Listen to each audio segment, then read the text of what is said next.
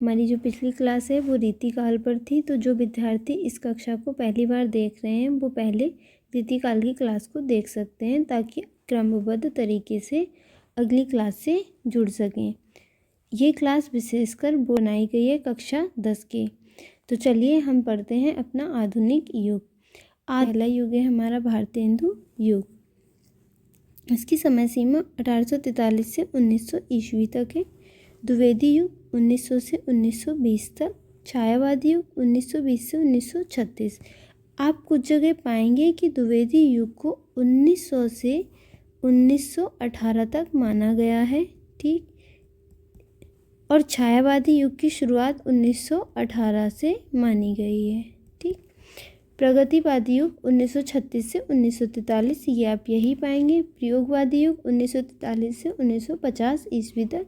यही वह युग है जिसमें आकर हम तार सप्तक पढ़ते हैं, जिसकी शुरुआत अज्ञे जी द्वारा हुई थी। तो जब हम इस युग को विस्तार पूर्वक पढ़ेंगे तो हम इस विषय में भी पढ़ेंगे।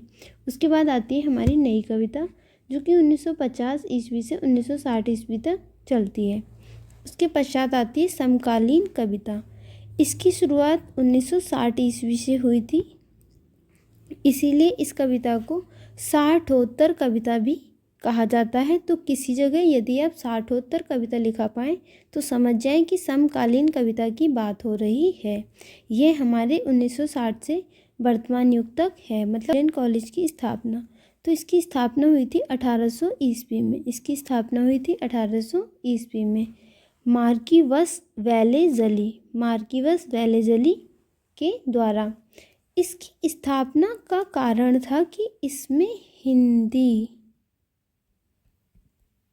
हिंदी को विशेष महत्व दिया गया था, और हिंदी भाषा को विशेष महत्व देने वाले कवियों में हमारे गिलक्राइस्ट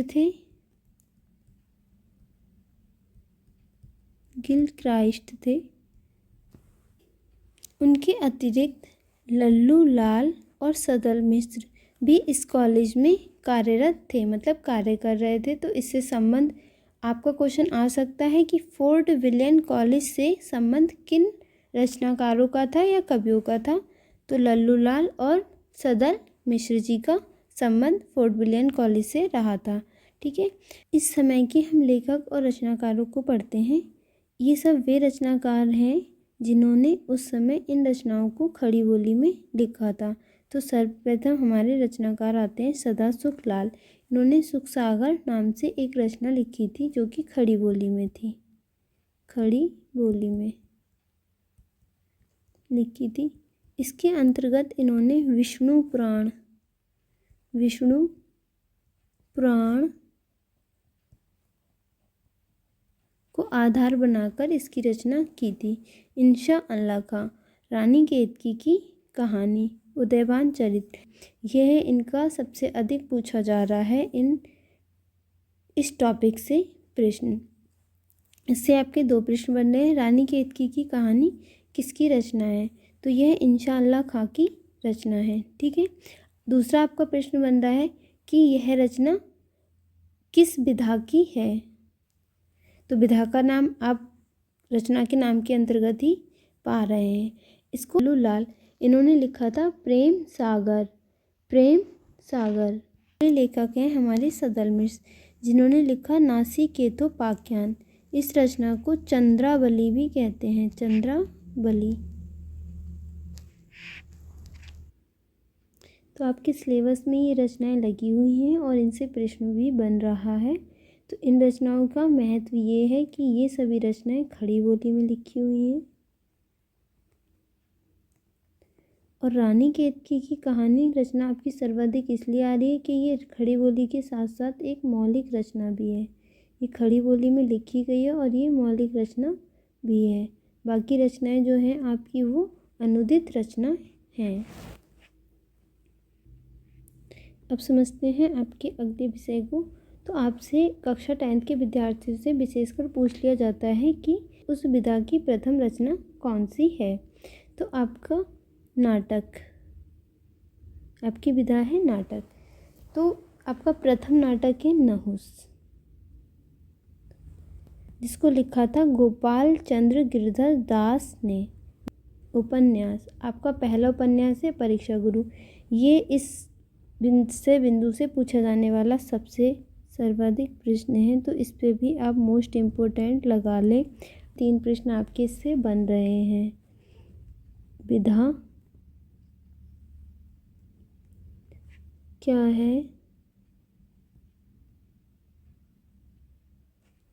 किसने लिखा,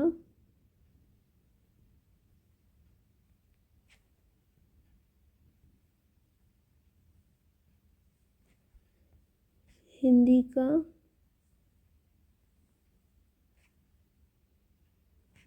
प्रथम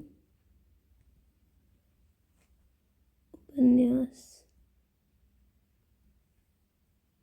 हिंदी का प्रथम मौलिक उपन्यास। तो आ जाएगा बेटा परीक्षा गुरु। अगली विधा है आपकी कहानी। तो आपकी प्रथम कहानी है इंदुमती। इंदुमती। शुक्ल जी ने कहानियों को पता करने के लिए 6 कहानियाँ ली थी, जिनमें से एक कहानी उनके द्वारा भी लिखी हुई थी, 11 वर्ष का समय।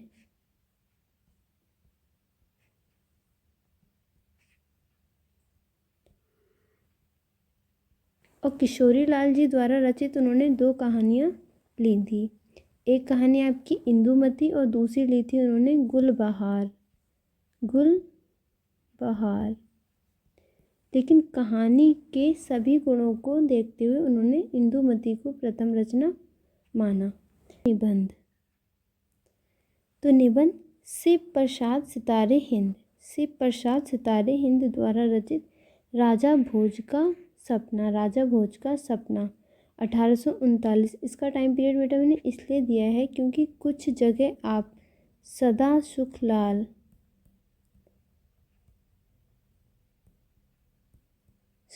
लाल जी की भी रचना पा सकते हैं, जो कि है सरासुर निर्णय, जो कि 1840 में लिखी गई थी, 1840 ईस्वी में लिखी गई थी।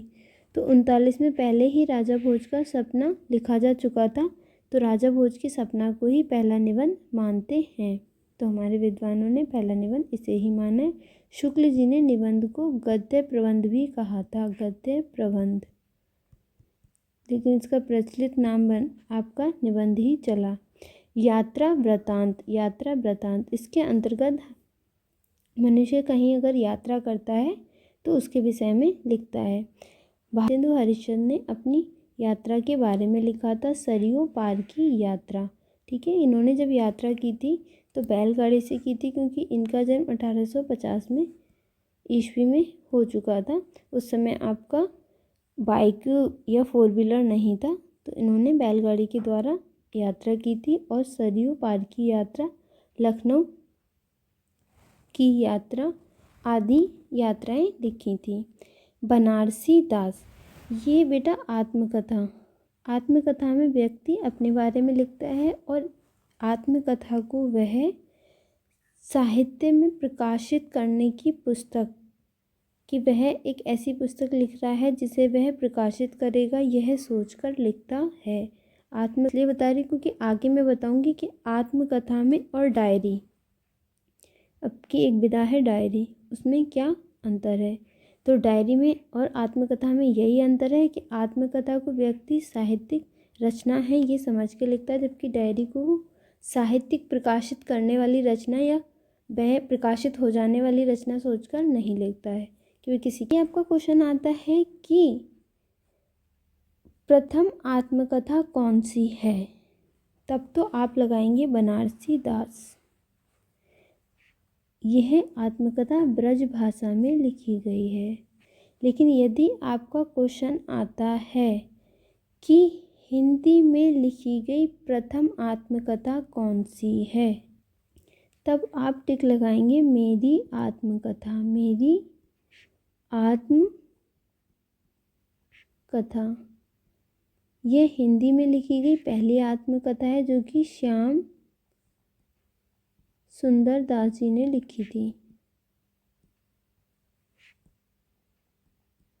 यह हिंदी में लिखी गई प्रथम आत्मकथा है और अर्धकथानक ब्रज भाषा में लिखी गई आत्मकथा है। तो प्रथम आत्मकथा आपकी अर्धकथानक है, लेकिन हिंदी में लिखी गई पहली आत्मकथा आपकी मेरी आत्मकथा है।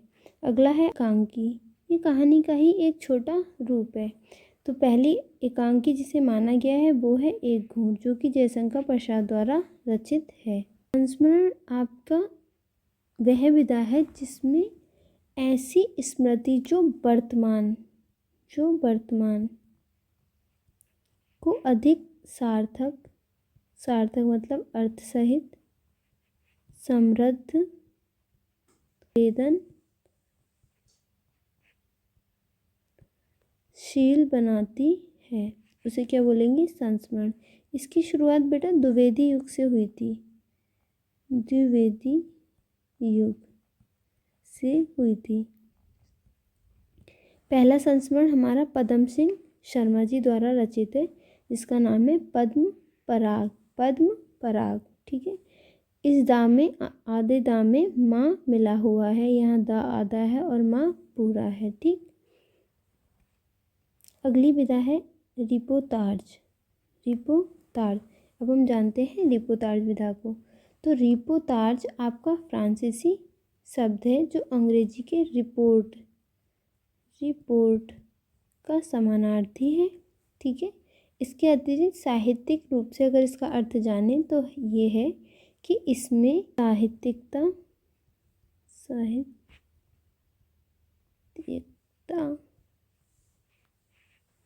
प्लस कलात्मकता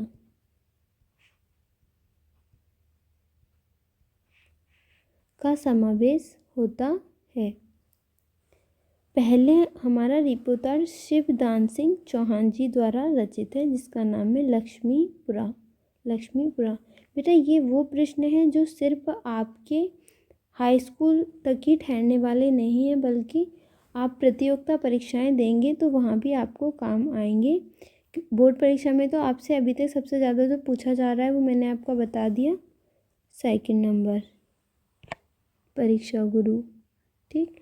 लेकिन इस विधा का जनक जो है वो रूस के साहित्यकार एलिया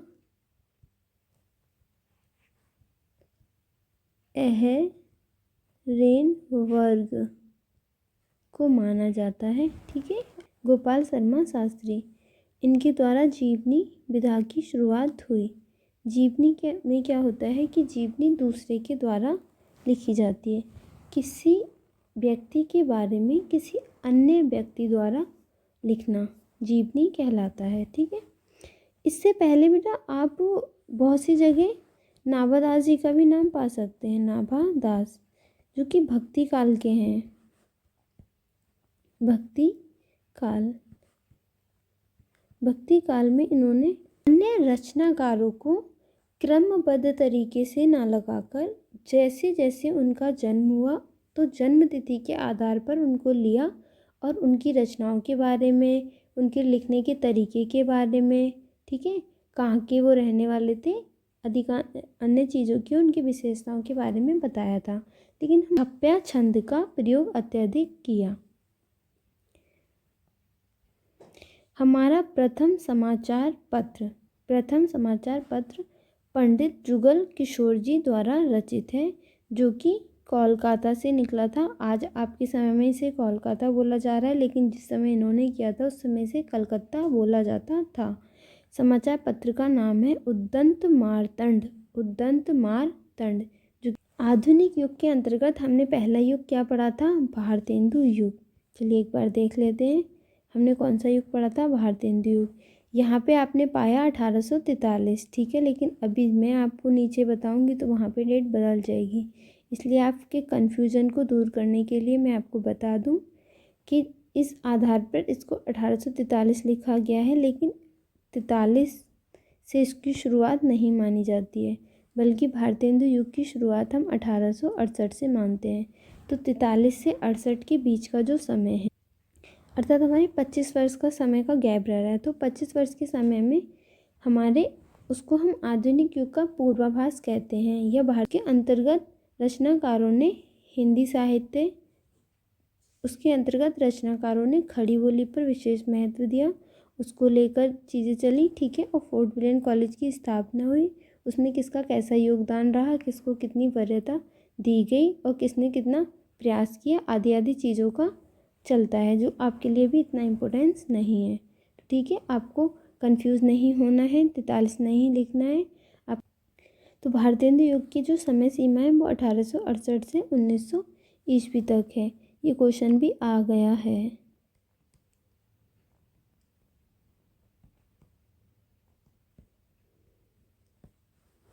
और पूछा जा सकता है, इसीलिए आपको हर युग रीतिकाल से लेकर प्रयोगवाद तक आपके सिलेबस में लगा हुआ है, तो आपको सभी युग की समय सीमा पता होना अत्यंत आवश्यक है। आधुनिक युग की भी समय सीमा आपको पता होनी जरूरी है। उसके अतिरिक्त किस युग में कौन कौन रचनाकार रहा ये भी आपको पता होना ज़रूरी है, क्योंकि इससे भी आपका प्रश्न आ रहा है। इसीलिए मैंने आपका चार्ट बना दिया है इस युग के रचनाकारों के विषय में।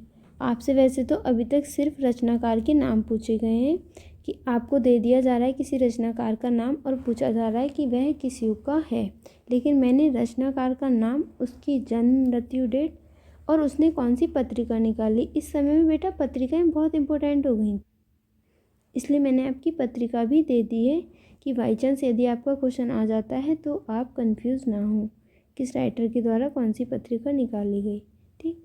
तो भारतेंदु जी का जन्म 1850 से हुआ, इसलिए कुछ लोग आपके भारतेंदु युग की शुरुआत 1850 से भी मानते हैं। तो आपको कंफ्यूज नहीं होना है, ना ही इस पर टिक लगाना है, क्योंकि आपकी बुक के अंतर्गत 1868 को ही माना गया है, इसलिए आपको 1868 ही लगाकर आना है, ठीक। बद्री नारायण चौधरी प्रेमगन 1855, प्रताप नारायण मिश्र 1856। देखो हरिश्चंद्र जी के ठीक 5 साल बाद प्रेमगन जी आ जाते हैं, प्रेमगन जी के ठीक 1 वर्ष बाद प्रताप नारायण जी आ गए, और उनके ठीक 1 वर्ष बाद ठाकुर जगमोहन जी आ गए। आप अब देख रहे हैं कि इन लोगों में 1-1 वर्ष का अंतर है, और जगमोहन जी के 1 वर्ष बाद ही आपके अंबिका दत्त व्यास आ जाते हैं, और अंबिका दत्त व्यास जी के 1 वर्ष बाद ही आपके राधाचरण गोस्वामी आ जाते हैं। यहाँ थोड़ा गैप आ जाता है, ठीक है। उसके पश्चात आपके कृष्णदास जी आते हैं। अब मैं आपको बता दूं पत्रिका, भारतेंदु हरिश्चंद्र। तो भारतेंदु हरिश्चंद्र ने 2 पत्रिकाएं निकाली थी, एक कवि वचन सुधा, एक बाला बोधनी। बाला बोधनी का नाम आप इससे याद रख सकते हैं कि हम लड़कियों को बाला बोला जाता है, ठीक है, या बालिका बोला जाता है। तो ये पत्रिका विशेषकर उन्होंने स्त्रियों के लिए ही निकाली थी, इसीलिए इसका नाम उन्होंने बाला बोधनी रखा था। जिस बद्री नारायण चौधरी प्रेमगन जी की पत्रिका है आनंद कादम्बनी, नागरी नीरद। प्रताप नारायण मिश्र, इनकी पत्रिका है ब्राह्मण पत्रिका, ठीक। तो आपको इन सभी रचनाकारों के नाम याद कर लेने हैं भारतेंदु युग के, और उनकी पत्रिका याद कर लेनी है, जन्म याद कर लेना है, ठीक। भारतेंदु और प्रताप नारायण में 5 वर्ष का समय है, उसके बाद सब में 1-1 वर्ष का समय है, और राधाचरण गोस्वामी और कृष्णदास में 6 वर्ष का समय है, ठीक है। और लेट आते हैं तो 1 वर्ष और बढ़ गया।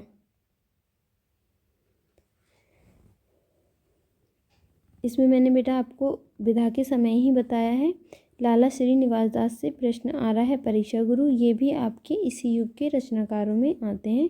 बालकृष्ण भट्ट, ये भी आपके भारतेंदु युग के ही रचनाकार हैं। इनकी पत्रिकाएं हिंदी प्रदीप्त, ठीक है, ये निबंध के जनक माने जाते हैं, इन्हें निबंध का जनक माना गया है, ठीक है। ये प्रश्न आ सकता है, इस पर इम्पोर्टेंट लगा लें, क्योंकि भारतेंदु से लेकर ऐसा ही एक प्रश्न आपका आ रहा है, ठीक। तो निबंध का जनक किसे माना जाता है, या बालकृष्ण भट्ट को निबंध का जनक माना जाता है, ठीक है। कोई किसी भी तरह से घुमा फिरा कर आपसे पूछ सकता है। अब हम देखते हैं भारतेंदु हरिश्चंद्र के विषय में और भी विस्तार से, क्योंकि इनको लेकर युग का नाम पड़ा है तो इनसे प्रश्न अधिक आ रहा है। तो सार सुधा निधि पत्रिका में इन्हें 1880 ईस्वी में भारतेंदु की उपाधि मिली थी। इनका मूल नाम था हरिश्चंद्र, ठीक है। और उर्दू भाषा में ये रसा नाम से रचनाएं लिखा करते थे। तो इनका नाम भारतेंदु भी है और रसा भी है। रसा नाम से ये उर्दू भाषा में रचना लिखते थे, ठीक है। भारतेंदु नाम इनके साथ कब जुड़ा? तो 1880 में जुड़ा। यह खड़ी बोली और ब्रजभाषा दोनों में ही रचना किया करते थे, ठीक है। खड़ी बोली और ब्रजभाषा दोनों में ही रचना करते थे। खड़ी बोली में ये गद्य लिखते थे, अर्थात आपका कहानी, नाटक, उपन्यास, मतलब जो अभी मैंने ऊपर आपको जितनी विधाएं बताई वो। और ब्रजभाषा में ये पद लिखते थे, मतलब छंद, दोहे वगैरह आदि, ठीक है। तो खड़ी बोली में जो इनकी गद्य में फेमस रचनाएं हैं वो है फूलों का गुच्छा, दशरथ विलाप, ठीक। आपसे जो सिलेबस में पूछा गया है, ठीक, वो पूछा गया है भारत दुर्दशा। ये इनकी बहुत ही प्रसिद्ध रचना है, नाटक है जो कि देश की स्थिति को लेकर लिखा गया है। ये प्रतीकात्मक शैली में लिखा गया नाटक है। इसमें इन्होंने कारण बताने का प्रयास किया है कि हमारी भी ऐसी कौन सी गलतियां हैं जिनके कारण ब्रिटिश सरकार हम पे शासन कर रही है या भारत पर शासन किए हुए है, ठीक है। तो बेटा इससे आपका क्वेश्चन आया हुआ है कि भारत दुर्दशा किस विधा की रचना है? तो इसकी विधा है नाटक, ठीक है। और अंधेर नगरी भी आपकी नाटक विधा की ही रचना है, इसलिए मैंने नहीं लिखा है, ठीक। इससे आपका क्वेश्चन पूछा गया है 2 बार ये क्वेश्चन आ चुका है कि आलोचना का जनक किसे कहा जाता है, या भारतेंदु को आलोचना का जनक कहा जाता है। तो आपको सही या गलत में सिलेक्ट करना है।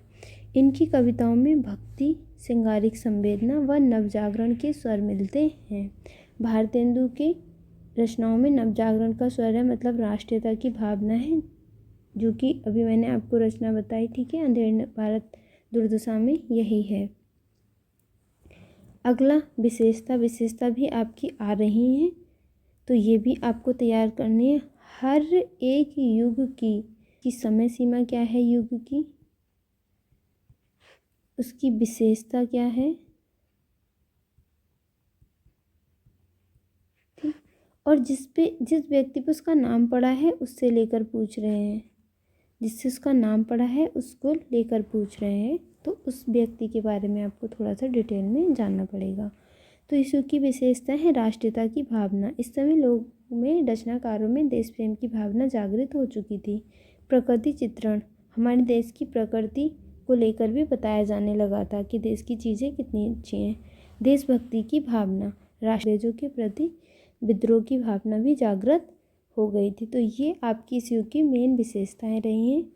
तो क्लास से जुड़े रहिए, खुद भी देखिए, अपने दोस्तों को शेयर कीजिए, अधिक से अधिक नंबर लाने की कोशिश कीजिए, ठीक है।